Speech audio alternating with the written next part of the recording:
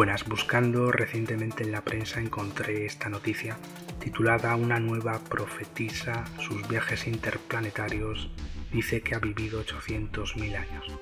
Bueno, esta información era publicada en el periódico El Debate el 18 de marzo de 1921 y al mismo tiempo estaba sacada del periódico Le Matin de Francia del 15 de marzo. Podéis ver ahí también el Le Matin.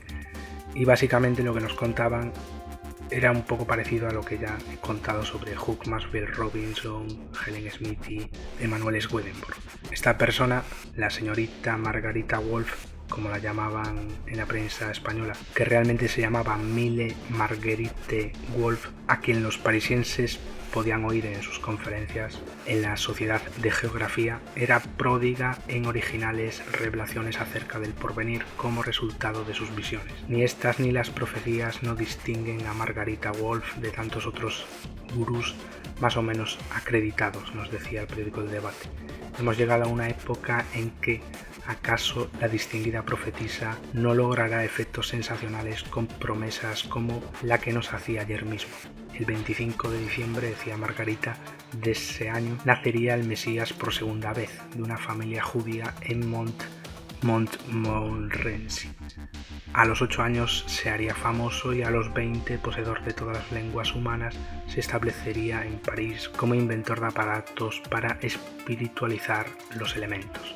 Lo que pone a esta profetisa en un lugar aparte en el mundo de los videntes, oráculos y demás gente iluminada es que Margarita Wolf, a quien el registro civil reconocía tan solo 37 años, aseguraba tener la edad de 800.000 años. Así titulaban la noticia en Le Matin, 800.000 años, en una conferencia lo decía, ¿no?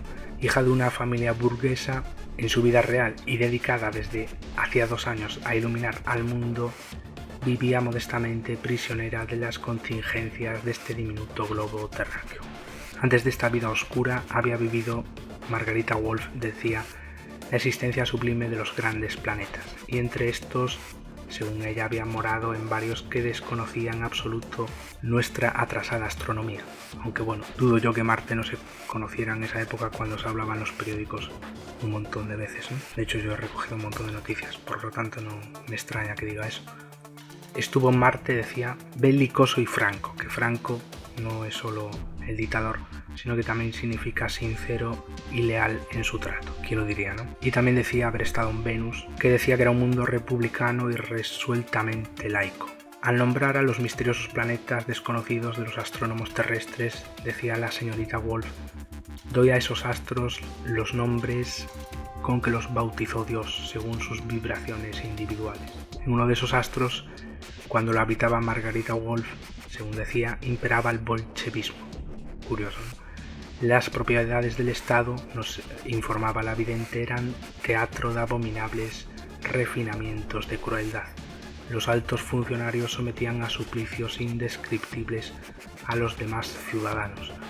Parece más una descripción de lo que pasaba en el mundo más que de lo que podría pasar en otro planeta. También contaba que en Venus había sido objeto de tenaces galanteos, de ligoteos, ¿no? Uno de sus pretendientes, decía, le había aburrido lo indecible y su madre era todavía más molesta que él. Me recuerda esto también a otras noticias que decía que en Marte había suegras, ¿no? Que se pueden ver en Fantasías Marcianas, el documental.